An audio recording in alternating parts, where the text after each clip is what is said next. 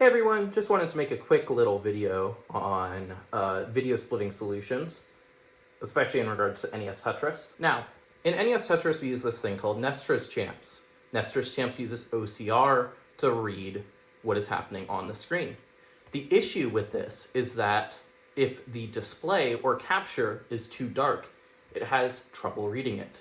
This is a video guide on solutions to avoid that. Now, what we have here is a pretty standard Sony CRT passively splitting to another exact same Sony CRT. These are both tuned for retro gaming usage, and that can be seen if I unplug the other CRT. You can see it gets noticeably brighter, darker, and brighter.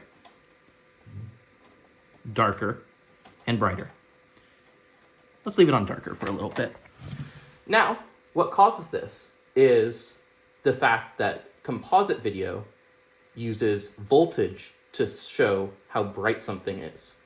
And when you passively split it, you're decreasing the brightness because you're decreasing the voltage. There are a couple of solutions to this, but the one that we use at CTWC events is this guy. This is what's called a matrix splitter. What it does is it takes in one input, any of these, and allows me to route it to any of these. This one's still set up from Jonas Cup. To show you that this isn't just an NES issue, I have a PS2 here. You can see here at the bottom, the text is reasonably bright. It's readable. But if we unplug this, it gets noticeably brighter, darker, and brighter. Darker. Now, this happens for the same reason. It's not just an NES thing. Now, let's see what happens when we run it through the matrix switch.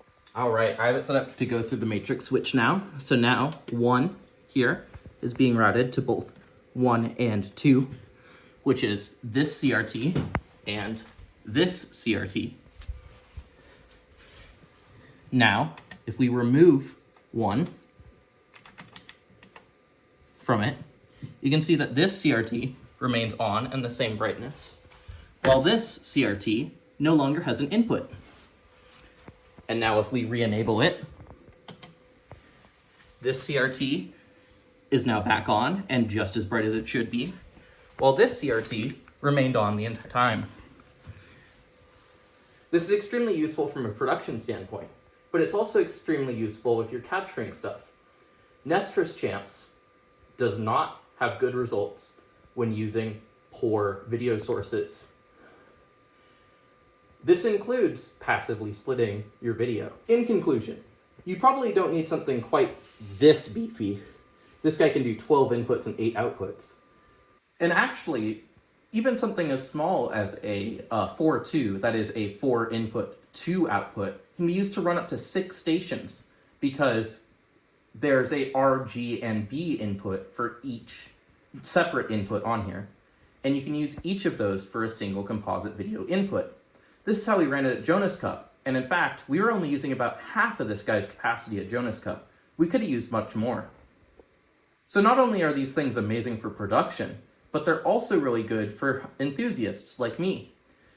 You can run 1 output to a capture card, 1 output to a monitor, or 1 output to a CRT. It's really quite wonderful. And I found these things for as low as $20 on eBay, so it's not like they're all that expensive. They're actually sometimes cheaper than buying a set of splitter cables off Amazon, which is an interesting thing to think about. Lastly, if you don't need the switching capabilities of a matrix switcher, you can instead get what's called a distribution amp. They're typically cheaper, more common, and more readily available. The cool thing about distribution amps is that they effectively act as just half of this. Instead of having the switcher, they just split 1 input into multiple outputs. And that can also be useful for production. If I didn't have this, I would probably have bought, 2 or 3 or 4 distribution amps so that we could run CT1, 2, 3, and 4 all at the same time without having to rely on one centralized thing like this. Personally, I recommend looking for Xtron or DataPath.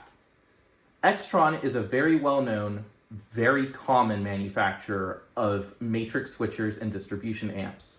They're trusted, they're industrial grade, and they're a lot cheaper than you would expect for something like this.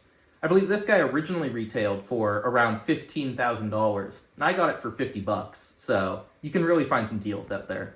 I do hope you found this guide useful, and if you'd like me to make videos about anything else relating to NES Tetris or other AV stuff, feel free to drop a comment below. Thank you, and have a great day.